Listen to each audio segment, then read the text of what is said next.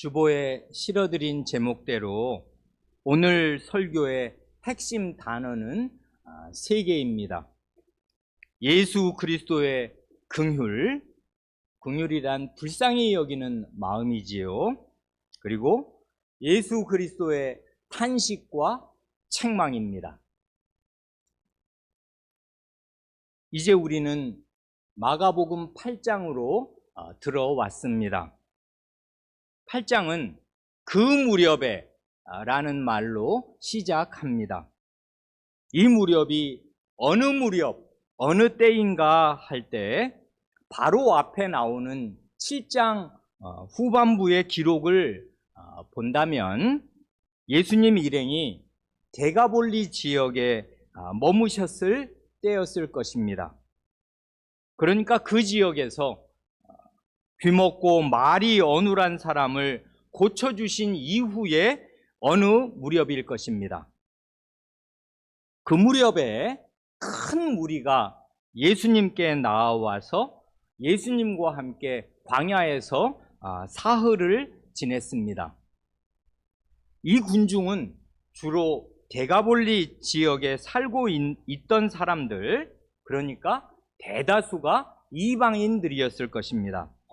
그런데 이렇게 여러 날을 광야에서 지내게 될 줄 미처 몰랐기 때문인지 각자 간단히 준비해 왔을 음식물이 그 사이에 사흘이 지나는 동안에 다 떨어졌던가 봅니다. 그래 예수님이 제자들을 불러 이렇게 말씀하십니다. 2절 이하에 주님의 말씀이 나옵니다. 내가 무리를 불쌍히 여기노라. 그들이 나와 함께 있은지 이미 사흘이 지났으나 먹을 것이 없도다. 만일 내가 그들을 굶겨 집으로 보내면 길에서 기진하리라. 그 중에는 멀리서 온 사람들도 있느니라. 예수님이 제자들을 불러 이 말씀을 하시는 것은 제자들에게 생각할 기회를 주시는 것이겠습니다. 예수님은 내가 무리를 불쌍히 여긴다고 말씀하십니다. 그 전에 오병이어의 이적을 베푸실 때도 큰 무리를 불쌍히 여기셨습니다. 6장 34절에 분명히 나오지 않습니까? 그런데 그때는 무리를 불쌍히 여기신 이유가 그들이 목자 없는 양 같음을 보셨기 때문이었습니다.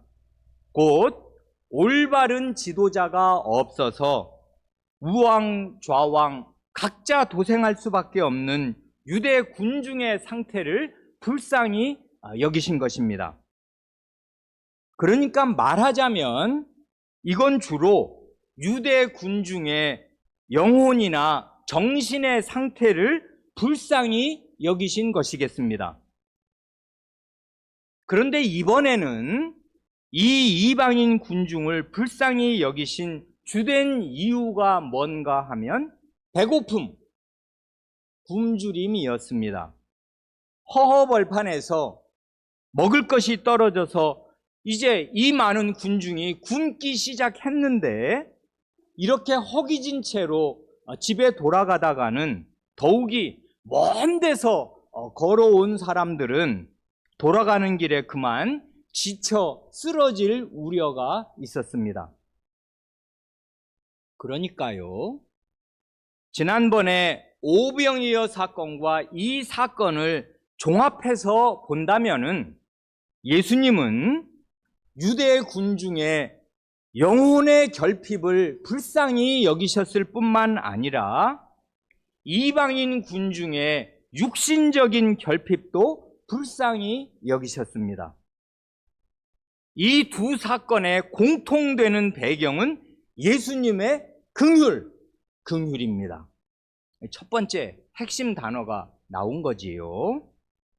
예수님은 우리 영혼의 결핍뿐 아니라 육신의 결핍도 불쌍히 여기시고 그 결핍을 채워주시는 분입니다. 그러므로 우리는 영혼의 결핍에 처할 때뿐만 아니라 육신적인 결핍이나 경제적인 어려움에 처할 때에도 예수님 앞에 나와 도우심을 구할 수 있습니다. 이런 예수님의 말씀에 대한 제자들의 반응이 4절에 나옵니다. 제자들이 대답하되 이 광야 어디서 떡을 얻어 이 사람들로 배부르게 할 수 있으리이까? 이 말을 들어보면 제자들은 오늘의 우리처럼 현실주의자들입니다. 어려운 현실을 아주 정확하게 파악하고 있습니다. 제자들이 파악하고 있는 현실을 우리 어린 사람들도 알아듣기 쉽게 1 더하기 2는 3이잖아요. 1, 2, 3으로 표시한다면은 1. 여기는 광야다. 빵가게나 민가들이 줄지어 있는 마을이 아니다. 더하기 2. 게다가 배고픈 사람들이 한둘이 아니고 수백, 수천 명이다. 는 3이지요. 그러니 도대체 어디서 빵을 얻어 이 많은 사람들을 배불리 먹일 수 있단 말인가? 그건 도무지 불가능하다. 이것입니다. 지독한 현실주의자들인 제자들이 오늘의 우리처럼 암담한 캄캄한 현실에 갇혀서 번번이 놓치는 중대한 사실이 있습니다. 종종 놓치는 사실이 뭐냐면 지금 여기에 우리와 함께 계시는 분이 과연 누구신가 하는 중요한 사실입니다. 5절 이하를 보면 이 사건에 이제 개요가 나옵니다. 예수께서 물으시되 너희에게 떡 몇 개나 있느냐? 이르되 7이로소이다 하거늘 예수께서 무리를 명하여 땅에 앉게 하시고 떡 7개를 가지사 축사하시고 떼어 제자들에게 주어 나누어 주게 하시니 제자들이 무리에게 나누어 주더라. 또 작은 생선 2마리가 있는지라 이에 축복하시고 명하사 이것도 나누어 주게 하시니 배불리 먹고 남은 조각 7 광주리를 거두었으며 사람은 약 4,000명이었더라. 보신 대로 이날의 이적은 전체적으로 보면 얼마 전에 오병이어로 5,000명을 먹이신 이적과 아주 비슷한 이적입니다. 곧 예수님이 신적인 능력을 발휘하셔서 겨우 한두 사람이 먹을 소량의 음식으로 거대한 군중을 배불리 먹이신 큰 이적입니다. 그리고 이런 이적을 베푸실 때 예수님은 광야의 지천으로 널려있는 돌이나 흙을 빵과 생선으로 변화시킨 게 아닙니다. 2번 다 제자들이 가지고 있던 아주 적은 음식을 재료로 쓰셔서 많은 음식을 만들어 내셨습니다. 그래 지난번에는 너희에게 떡 몇 개나 있는지 가서 보라 하셨고 이번에도 너희에게 떡 몇 개나 있느냐 하고 물으셨습니다. 그러니까 과거에 하나님께서 광야에서 만나를 내리실 때는 생전 듣도 보도 못한 음식을 매일 새벽에 이슬처럼 하늘에서 내려주셨지만은 매번 그렇게만 하시는 것이 아닙니다. 이 2번의 경우처럼 우리 안에 있는 지극히 작은 것을 받으시고 재료로 쓰셔서 큰 일을 이루시기도 하는 것입니다. 또한 그때나 이때나 빵과 생선을 무리에게 나누어 주실 때 제자들을 쓰셨습니다. 그래, 전체적으로 보면 아주 비슷한 이적이지만은 자세히 본다면 다른 점들도 꽤 있습니다. 오병이어의 이적은 그 주된 대상이 유대 군중이지만은 이번 이적은 주된 대상이 이방인 군중입니다. 그리고 지난번에는 제자들이 먼저 나서서 군중의 배고픈 상태를 주님께 고했습니다. 그랬지 않습니까? 이제 날은 어두워지고 이 사람들은 이렇게 많은데 이 사람들 어떻게 합니까? 어디 가서 이 떡을 사 먹게 합니까? 하고 문제 제기를 제자들이 먼저 주님께 하였어요. 그러나 이번에는 예수님이 먼저 나서서 제자들에게 말씀하십니다.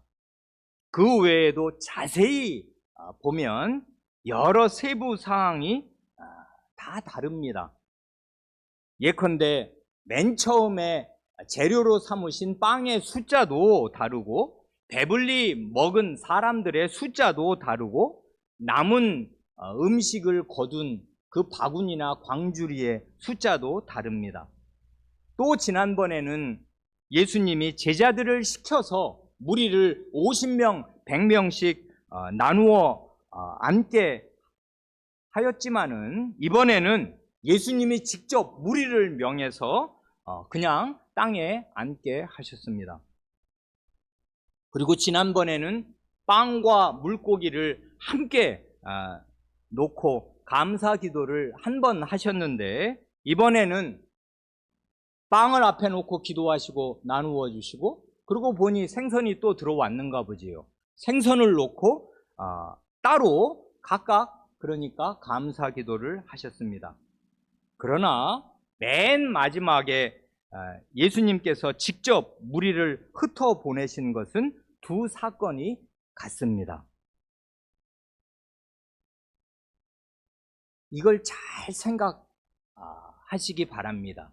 그렇지 않으면 우리도 제자들처럼 예수님의 중대한 책망을 받는 자리에 떨어지게 될 거란 말입니다. 이 두 가지 이적이 보여주는 예수님은 누구신가? 그걸 마음에 천둥 치듯이 마음에 새겨야 마땅해요. 그건 마지막 부분에서 다시 말씀드리기로 하고 이제 이 이적을 베푸시고 무리를 흩어 보내신 뒤에 예수님 일행이 배를 타고 달마누다 지방으로 가십니다.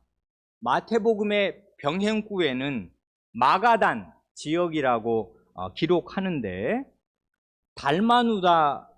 달마누다든지 마가단이든지 여기가 정확히 어디인지는 잘 알 수 없습니다. 왜 잘 알 수 없겠는가 생각해 보면 나중에 된 일을 보면 그래서 이 지방이 어디인지를 구체적으로 알 수 없었겠다 하는 것이 있습니다. 이게 어딘지는 몰라도 바리새인들이 여기서 예수님께로 나온 것으로 볼 때 이곳은 틀림없이 이스라엘 지역 아니었을 것입니다. 그러니까 예수님 일행은 데가볼리 이방 지역에서 갈릴리 호수를 건너 이스라엘 지경으로 돌아오신 것입니다. 데가볼리 거기는 갈릴리 호수 오른쪽이니까 이제 오른쪽에서 건너편으로 아마 왼쪽 동쪽에서 서쪽으로 배를 타고 이동하신 줄로 생각합니다. 이스라엘 땅으로 이제 먼 여행을 이렇게 마치시고 두로, 시돈 이렇게 데가볼리 지역을 마치시고 데가볼리 지역의 맨 마지막을 거대한 이적으로 마치신 뒤에 배를 타고 이제 다시 주님 자신의 자기 백성이 있는 자기 땅에 돌아오신 것인데 이 이스라엘 땅에서 예수님을 기다리고 있는 것은 바리새인들의 비난과 시험이었습니다. 저들은 예수님에게 하늘로부터 오는 표적을 내보이라고 요구하였습니다. 하늘로부터 오는 표적을 요구한다는 것은, 여기에 그 하늘은, 유대인들은 하나님이라는 그 단어를 입에 올리기 두려워하잖아요. 제3계명 때문에. 그래서 하나님 대신에 하늘이라고 왕왕 말한단 말입니다. 하나님 나라라고 해야 될 때 하늘나라라고 해요. 그러니까 하늘로부터 오는 표적을 구한다는 것은 하나님으로부터 오는 표적을 구한다는 말과 사실상 유대인에게는 같은 말이고, 그러니 이건 이것입니다. 예수 당신이 하나님께서 보내신 사람이라는 확실한 증거, 곧 하나님께서 함께 하신다는 증거를 대라, 이것입니다. 그 말을 듣고 예수님은 마음 깊이 탄식하셨습니다. 두 번째 핵심 단어가 나온 거지요. 탄식이란 곧 마음 깊은 곳에 노여움과 비애를 느끼신 것입니다. 그래서 예수님이 탄식을 하셨습니다. 이건 그의 온 영혼이 흔들린 것이고, 영혼 깊은 곳에 이럴 수는 없는 건데 하시는 그 노여움과 그 슬픔, 비애, 이런 걸 느끼시면서 예수님이 탄식을 하신 것입니다. 그래, 말씀하시기를 어찌하여 이 세대가 표적을 구하느냐? 내가 진실로 너희에게 이르노니 이 세대에 표적을 주지 아니하리라 하셨습니다. 예수님이 진실로 아멘 하시면서 이 말씀을 하십니다. 그러니 마가복음을 주위에서 읽어왔다면 예수님의 입에서 아멘이 지금 두 번째로 나오는 것입니다. 언제 두 번 아멘 하시는가? 마가복음 이 8장까지만 읽으면 두 번의 경우가 거의 똑같아요. 예수님은 적대적인 바리새인을 상대하실 때 두 번 아주 심각하고 엄숙한 단언을 하시는 것입니다. 지난번에 예루살렘에서 내려온 서기관들이 저 예수는 바알세불 집힌자다, 귀신 들려서 이런 일들을 한다 하는 극악한 말을 하였을 때에도 예수님은 내가 진실로 너희에게 이르노니 성신을 모독하는 자는 영원히 사하심을 얻지 못하고 영원한 죄가 되느니라 하고, 그 마가복음 3장 38, 39절에서 진실로 하고 단언을 하시면서 이건 거의 맹세의 말씀에 준하는 것입니다. 예수님은 뭐 진실로 이런 말을 붙일 필요가 원래 없는 분이에요. 그의 모든 말은 진실하고 진리입니다만은 주님께서 그 마음의 깊은 그 슬픔과 노여움을 느끼시면서 아주 중대하게 단언을 하실 때 진실로라는 말을 하시는데 두 번 다 바리새인들의 어떤 말을 들었을 때 이 말을 하신단 말입니다. 그래, 내가 진실로 맹세코 절대로 이 세대에 표적을 주지 않겠다 말씀하십니다. 그런데 혹시 우리 가운데 이런 생각이 드는 분도 있을지 모르겠습니다.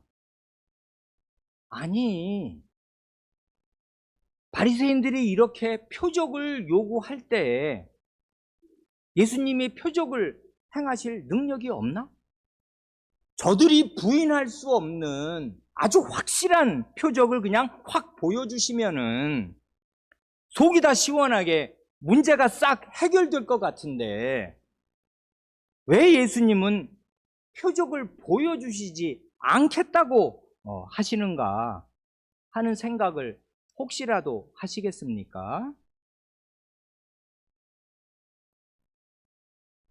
예수님이 저들에게 표적을 보여주시지 않는 이유는 이것입니다. 곧 저들이 이렇게 표적을 요구하는 것은 저들의 마음이 악하기 때문이고 이미 자기들 나름의 그릇된 결론을 확고하게 내린 상태에서 예수님을 시험하고 흔드는 행위이기 때문입니다. 저들은 이미 예수님이 귀신의 왕 바알세불의 힘을 빌려서 귀신을 쫓아내는 기적을 행하는 것이라고 결론을 내린 상태였습니다. 그 3장 22절이 그러지 않습니까? 그런 비뚤어진 마음을 바로잡지 않는 한 예수님의 어떤 기적을 본다고 하더라도 그건 다 마귀적인 것이라고. 그래, 기적 맞아. 그런데 그 기적의 출처, 기적의 기원, 원천은 마귀에게서 나온 것이다. 그러니 더 위험한 자지. 마귀에게서 힘을 얻어서 귀신들을 쫓아내고 저런 이적들을 행하면서 민중을 현혹하니 저자는 살려둘 자가 아니다. 기적을 보면 볼수록 그렇게 말한단 말입니다. 그러니까 이걸 엄밀하게 생각하면 표적 보여달라고 요구한 것은 기적을 일으키라는 말이 아니에요. 표적을 보여달라는 말은 당신이 진짜 하나님의 사람이냐, 하나님의 사람인 증거가 뭐냐, 입증해봐라, 그것입니다. 주로 어떻게 입증하냐 하면 어떤 말을 해놓고 약간 일어날 수 없는 그런 바로 뒤의 일에 대해서 어떤 말을 딱 했는데 그 말이 실제로 바로 뒤에 딱 일어나면 이게 이 사람 말이 참이라는 그게 표적이에요. 그게 기적이든 아니든 큰 상관이 없어요. 그러니까 이 사람들은 지금 기적을 엄청나게 요구하는 게 아니에요. 많이 봤어요. 그리고 많이 들어서 이스라엘 사람이라면 모를 수가 없게 됐어요. 이미 외국에까지 퍼진 지경인데 그걸 왜 몰라요? 아니까 내려온 것입니다. 그리고 아니까 이렇게 추궁을 하는 거잖아요. 그러니까 눈에 보이는 기적 자체를 부인한다면 그건 말도 안 되는 것인데, 아무도 그러면 바리새인 말들을 안 들을 것인데, 도대체 이 기적의 출처가 뭐냐, 이게 하나님에게서 온 거냐, 이거에 대한 자기 나름의 결론을 딱 가지고서 하나님에게서 온 증거를 내보여라, 이런단 말입니다. 그러니 무슨 증거를 내보이면 그게 하나님에게서 온 증거가 됩니까? 이 사람들의 마음에 안 된다고요. 그게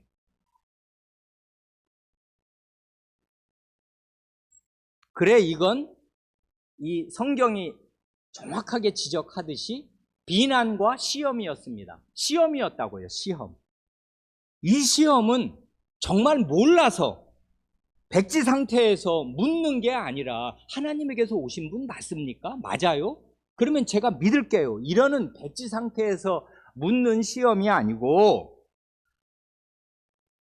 예수님을 무너뜨리려고 덫을 놓고 함정을 파는 것이란 말입니다. 그래, 이 바리새인들의 이런 시험은 그 성격이 예수님의 공생의 초기에 광야에서 마귀에게 시험을 받으신 것과 본질상 같은 것입니다.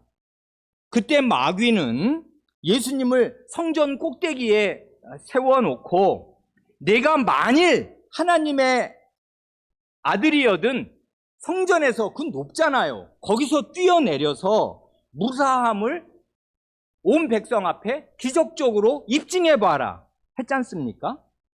근데 예수님이 정말 거기 성전에서 뛰어내리면 밑에 돌에 부딪혀서 죽어요? 그럴 능력이 예수님에게 없어요? 그래, 설령 예수님이 그 말 그대로 성전에서 뛰어내렸다고 합시다. 그랬다고 한들, 그래서 무사했어요. 그랬다고 한들 마귀가 예수님을 믿고 따를 리가 만무한 것입니다. 예수님에게 그렇게 하실 능력이 없었던 게 아니라 마귀든 바리새인이든 간에 불신과 적대감이 가득한 강팍한 자에게 자신의 기적적인 능력을 보여주어서 믿게 하려고 시도하는 것 자체가 심히 어리석은 일이요, 도리어 그게 바로 하나님을 시험하는 일이 되는 것입니다. 그래서 성전에서 뛰어내리라는 그 마귀의 시험에 대한 예수님의 답변이 뭐냐면 하나님을 시험하지 말라, 그 말씀이었다고요. 그게 뛰어내리면 예수님이 하나님을 시험하게 되는 거란 말입니다. 그러니까 원수의 시험에 넘어가면 예수님이 도리어 하나님을 시험하는 자리에 이르게 되는 거란 말입니다.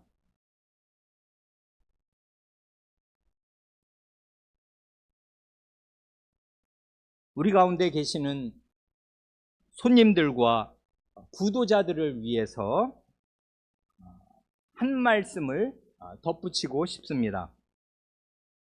혹시 이렇게 생각하시는 분도 있겠습니까? 아니, 나는 저런 바리새인들처럼 예수님을 시험해서 넘어뜨리고 무너뜨리려는 의도가 전혀 없고요. 예수님을 믿고 싶어서 교회에 나온 것 아닌가?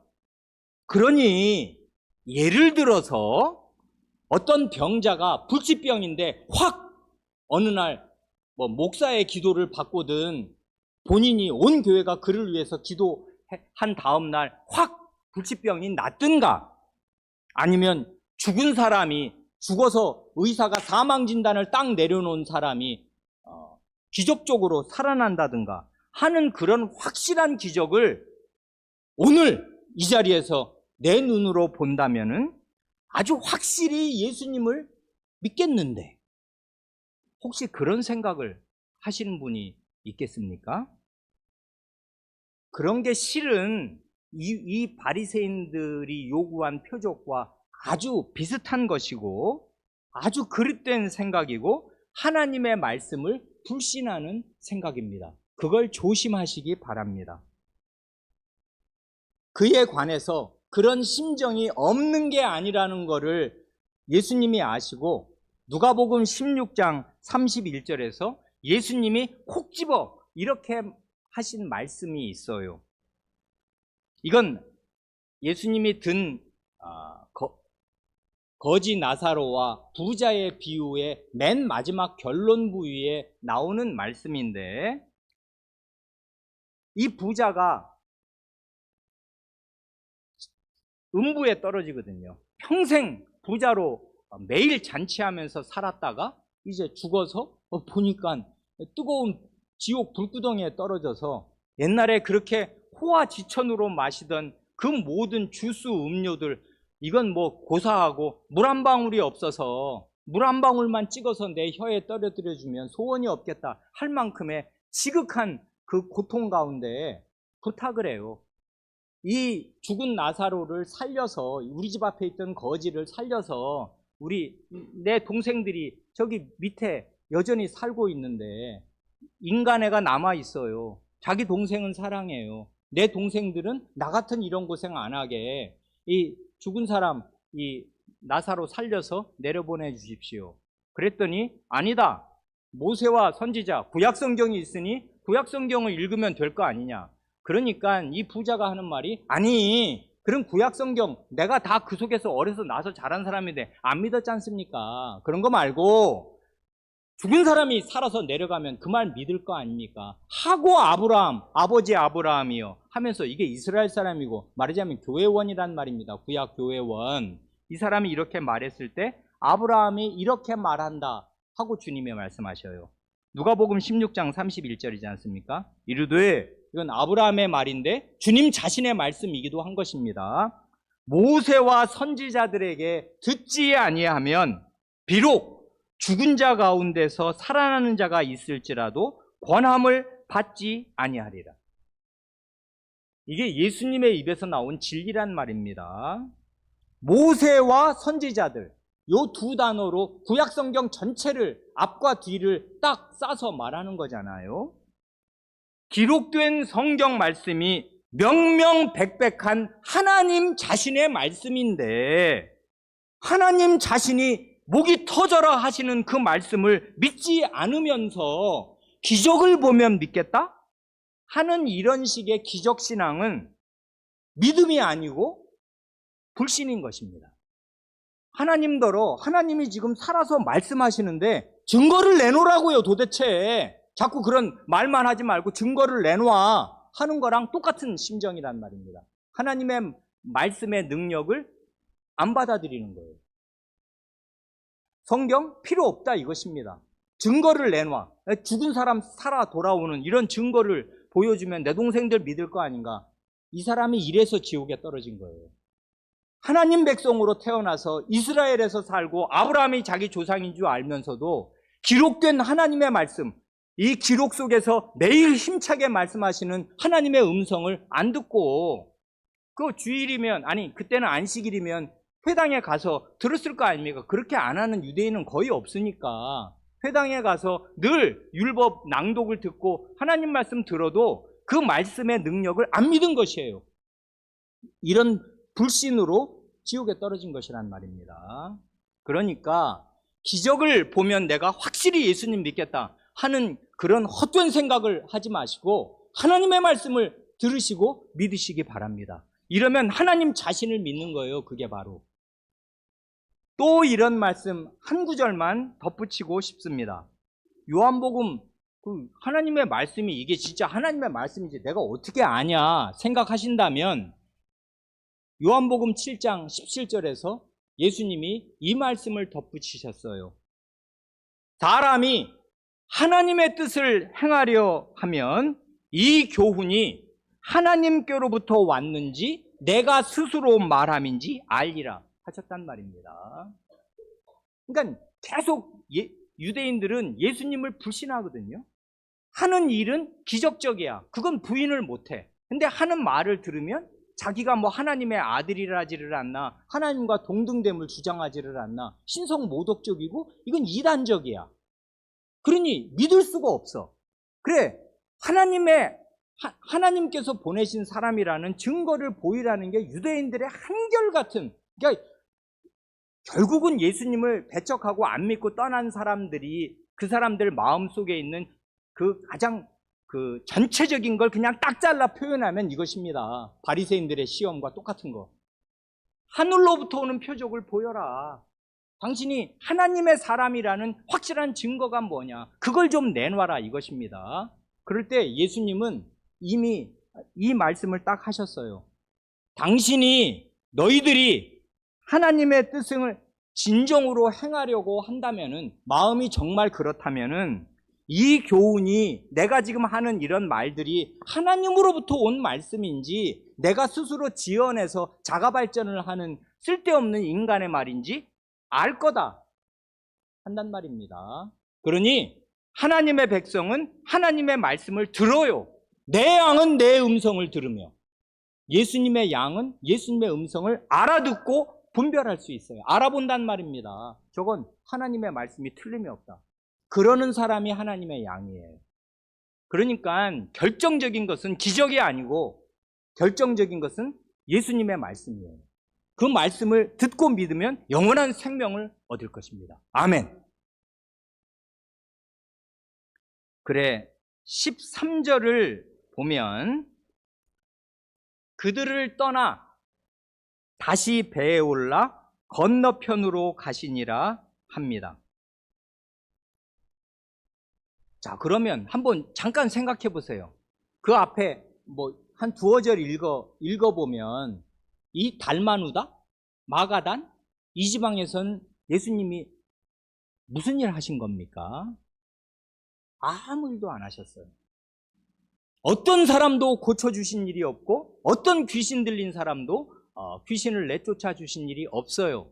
바리새인과 논쟁을 몇 마디 하신 다음에 깊은 탄식을 하시면서 배를 타고 그 동네를 떠나신 것밖에 없어요. 그러니 이 달마누다 지방 사람들은 예수님에게서 아무런 혜택도 은혜도 받지 못했습니다. 기시감이 들지 않습니까? 얼마 전 마가복음 6장에서 고향 나사렛에 가셨을 때 고향 사람들이 믿지 않고 악한 마음으로 예수님을 배척한 연고로 거기서는 아무 권능도 행하실 수 없었잖아요. 6장 5절이 그거잖아요. 이 달마누다 지역도 똑같이 된 것입니다. 그러니 겸비하고 절실한 마음이 아니라 교만하고 완악하고 예수님의 말씀을 자로 재본다, 판단하는 그런 높은 마음으로 예수님을 대하는 사람들은 전혀 은혜를 받을 수 없는 것입니다. 자기 꾀에 넘어가는 것이에요. 수로보니게 여성 같은 사람은 엎드리잖아요. 그리고 무슨 말씀을 하시면 그게 엄청 자기가 받아들일 수 사실 없는 너무나 어려운 그게 일종의 함정과 같은 말씀인데도 그 말씀을 권위 있게 받아들이잖아요. 그리고 그 속에서 자기 살 길을 그 말씀 안에서 찾아요. 그러면 사는 것이에요. 그러면 은혜를 받는 것이에요. 그러나 이렇게 교만하고 완악한 마음은 전혀 은혜를 받을 수 없단 말입니다.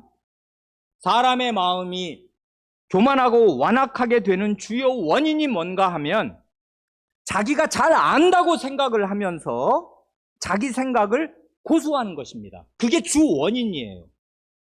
바리새인들은 자기가 율법을 가장 잘 안다고 확신했고, 고향 나사렛 사람들은 자기들이 예수님을 어려서부터 30년 봐서 잘 안다고 생각했습니다. 그들의 지식, 그들이 자기가 잘 안다고 생각하는 것, 그게 사실 그들의 눈과 귀를 가린 것이에요. 그래서 예수님을 배척하게 만들었고 예수님의 은혜를 하나도 받을 수 없게 만들었단 말입니다. 그래 종종 교회에 나오는 사람들 가운데 선지식이 있는 사람들, 그런 사람들이 가장 어려운 사람들이 됩니다. 안 받아들여요, 실제 예수님의 말씀을. 왜 그래요? 안다고 생각하는 것입니다. 자기 지식에 맞는 것만 받아들여요. 선택적이죠. 그러니까 언제든지. 그리고 더 큰 뿌리는 교만과 불신의 배경 위에서 저 말은 맞다, 저건 틀렸지, 이러면서 예수님의 말씀을 판단한단 말입니다. 그러면 결국 은혜를 받을 수 없습니다.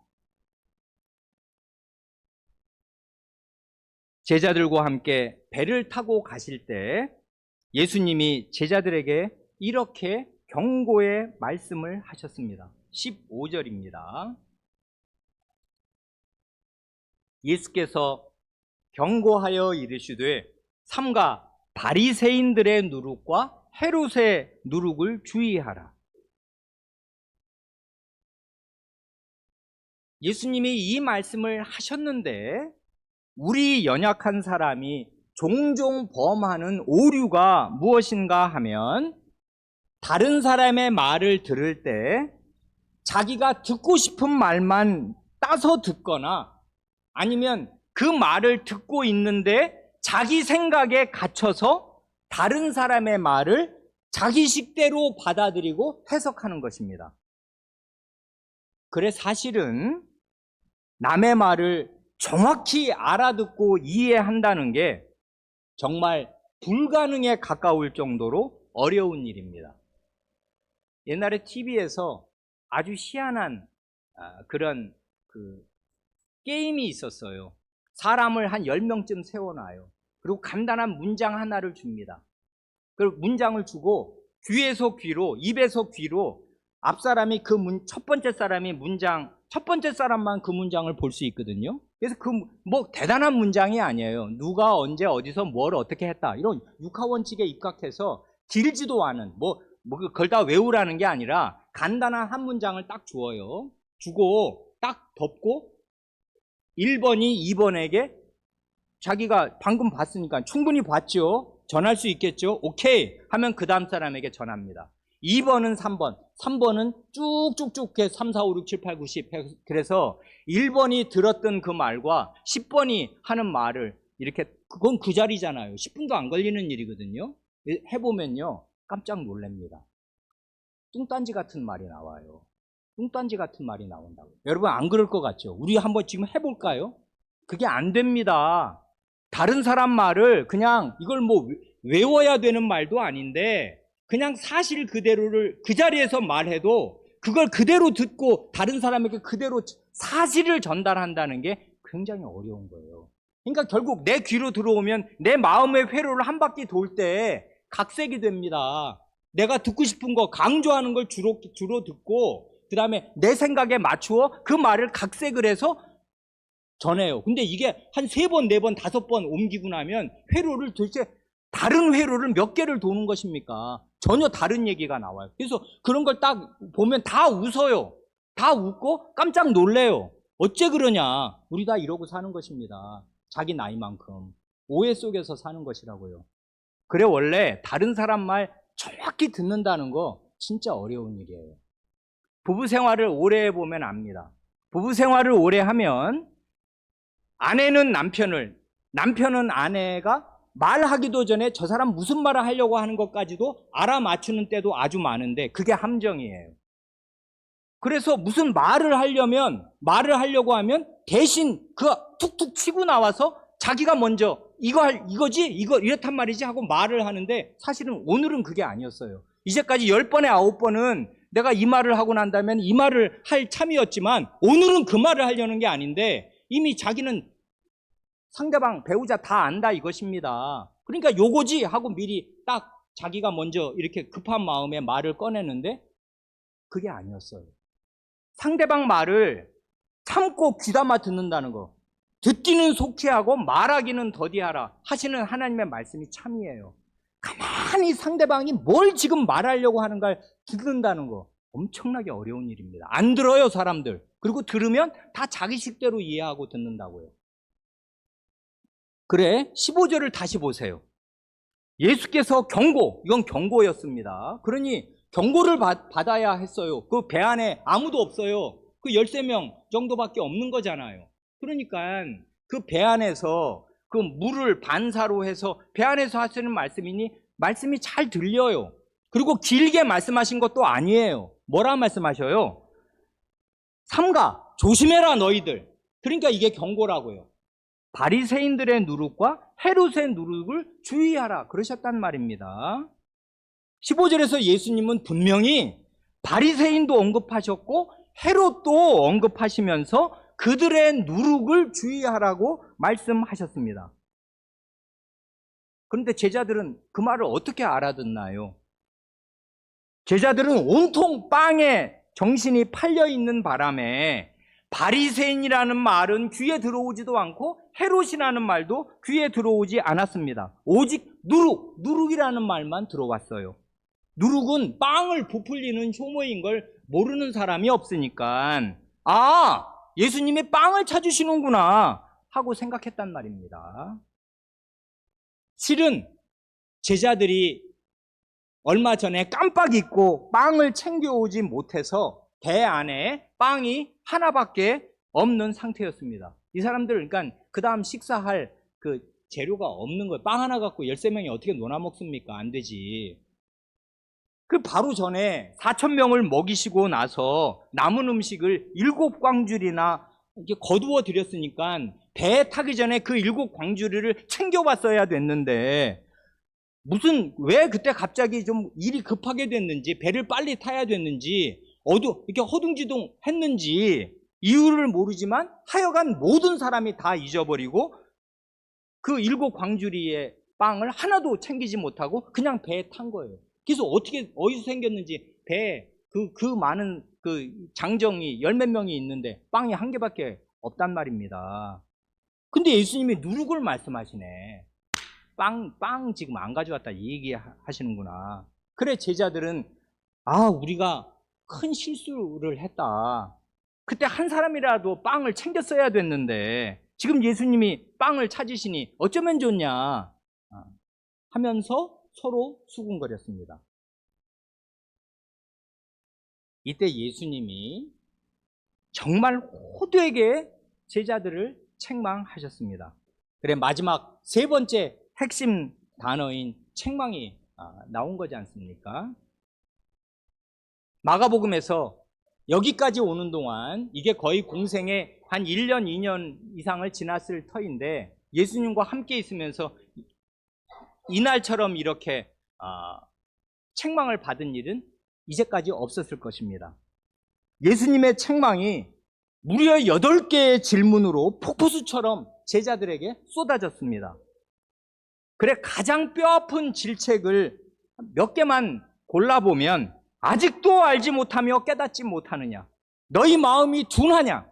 너희가 눈이 있어도 보지 못하며 귀가 있어도 듣지 못하느냐? 또 기억하지 못하느냐? 아직도 깨닫지 못하느냐? 하고 예수님이 가슴이 정말 답답해서 견디지 못하는 그런 분처럼 이렇게 제자들을 여덟 번이나 묻고 또 물으시면서 책망을 하셨단 말입니다. 책망의 요지는 깨달음이 없다 그거였는데, 그 깨달음이란 어디서 오는 것입니까? 참된 믿음에서 오는 것입니다. 곧 예수님은 과연 누구신가?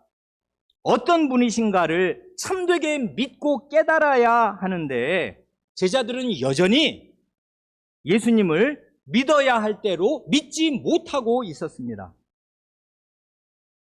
그래, 이 8가지 책망의 말씀 중에도 너희가 눈이 있어도 보지 못하며 귀가 있어도 듣지 못하느냐 하시는 18절 말씀은 제자들에게 정말 뼈아픈 것이었습니다.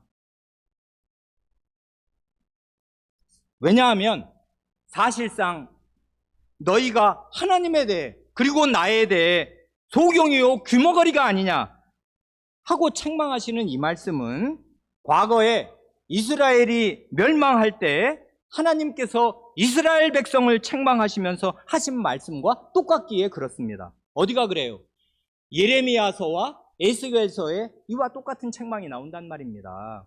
예레미야 5장 20절, 21절을 보면 하나님은 예루살렘의 멸망을 선언하시면서 이렇게 말씀하셔요.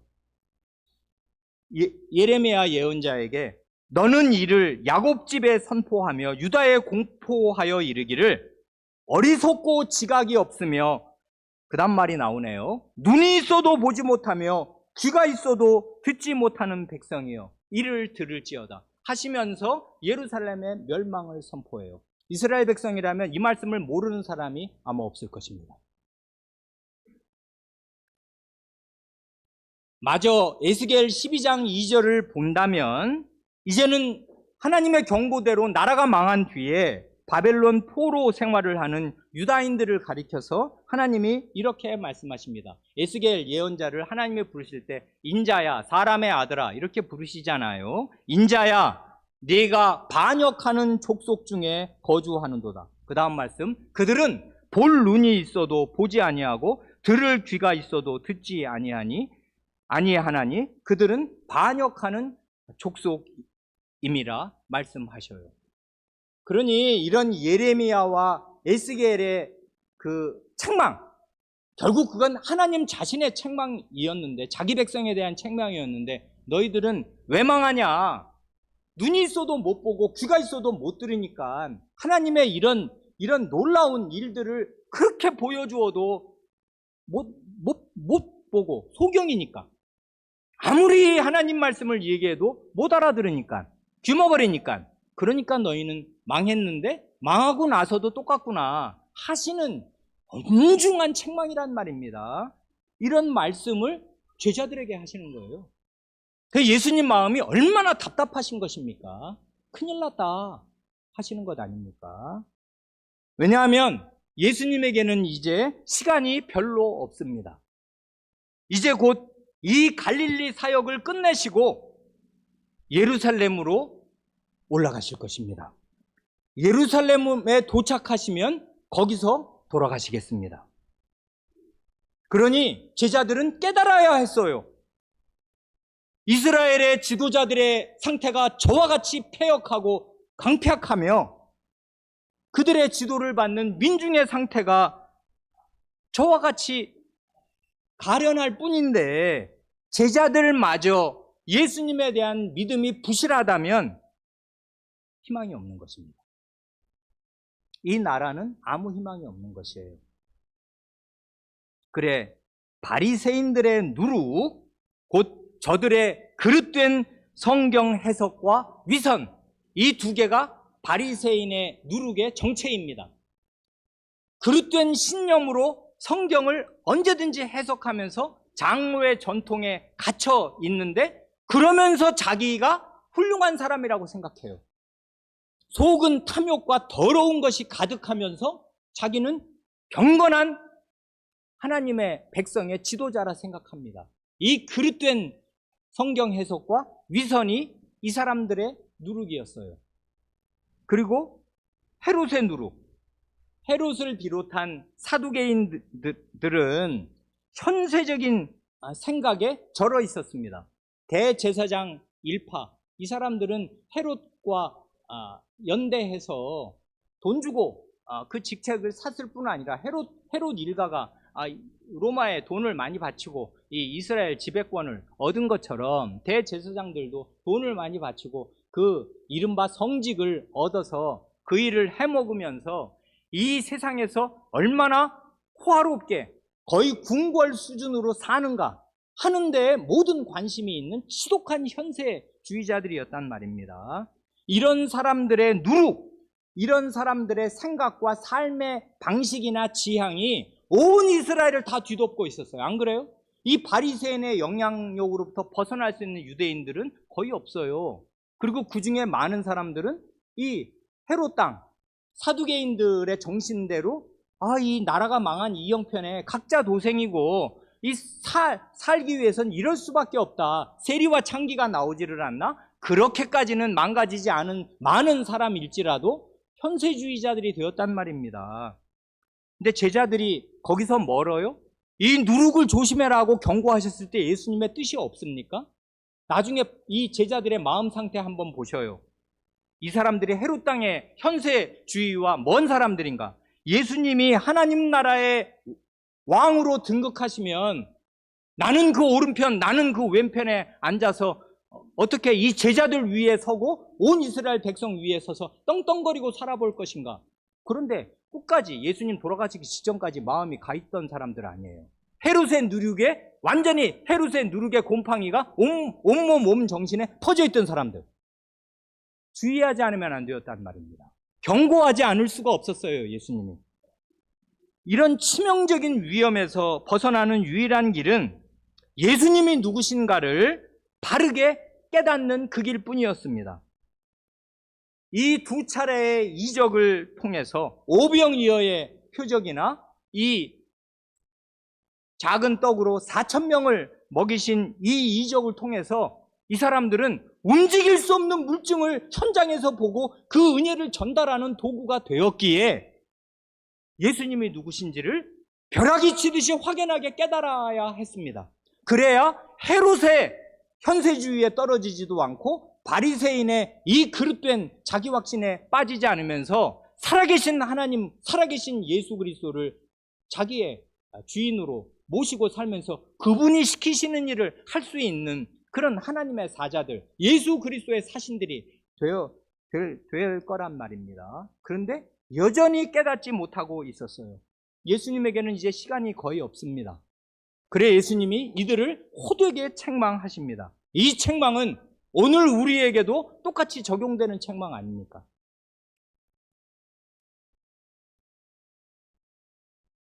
아직도 알지 못하며 깨닫지 못하느냐? 너희 마음이 둔하냐?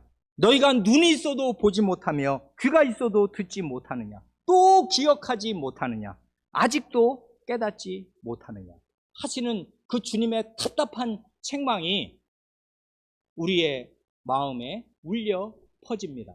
사실은 그러니까 예수님의 이 긍휼, 이 무리를 향한 긍휼과 그 다음 바리새인들의 말을 들었을 때 가지셨던 그 큰 탄식과 책망은 붙어 있어요.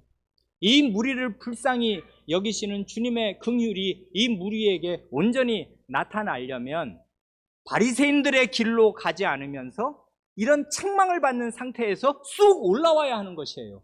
그래야 예수님의 이 긍휼이 이 가련한 백성들에게 퍼지겠습니다. 우리도 그래야 하겠습니다. 이 우리나라 형편이나 우리 주위의 형편을 한번 보세요. 이게 어떤 때인가, 얼마나 어려운가, 얼마나 가련한가. 그런데 교회는 뭘 하고 있는가? 그 교회에 속한 나는 얼마만한 역량으로 사는가? 이럴 때 주님의 책망이 우리 머리 위에 쏟아집니다. 기도하시겠습니다.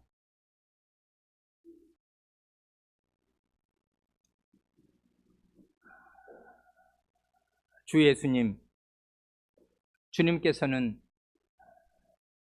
바리새인들의 그 악의적인 요구를 받으셨을 때 마음 깊이 탄식하시면서 아멘 하시면서 단언을 하셨는데, 예수님이 그동안 수년을 기르신 이 제자들을 대하실 때에도 예수님은 마음이 한없이 답답하셨고, 아까와는 다르지만 그와 비슷한 탄식을 마음에 품으시면서 노여움과 비애감을 느끼시면서 제자들을 책망하시고 또 책망하셨습니다.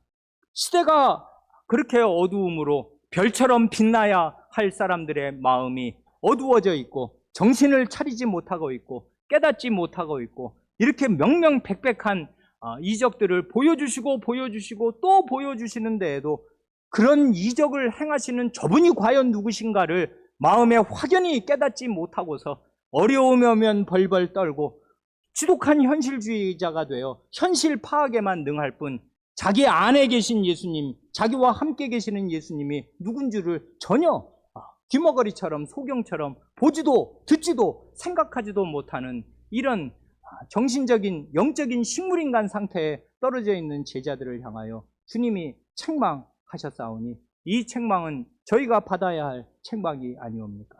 주님, 저희의 마음에 이런 책망을 내려주셔서 주님의 말씀으로 교훈과 책망을 받아 바르게 되게 하여 주시고 의로 훈육을 받아 이런 데에서 솟아오르게 하여 주시고 주님이 누구신지를 햇빛처럼 환히 믿고 따르며 깨닫는 자리에 이를 수 있게 하여 주시기를 구합니다. 우리 구주 예수님의 이름으로 기도합니다.